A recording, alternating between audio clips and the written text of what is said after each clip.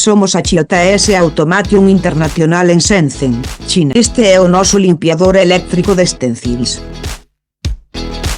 Máquina de limpeza de deterxentes acuosos de alta calidade. Adecuado para limpar stencil SMT, máscara de cobre, máscara de resina. PCB de impresión incorrecta e PCBA de gran tamaño. Pódese usar para PCBA limpos de ata 800 mm. O estado do proceso é visible coa observación da xanela.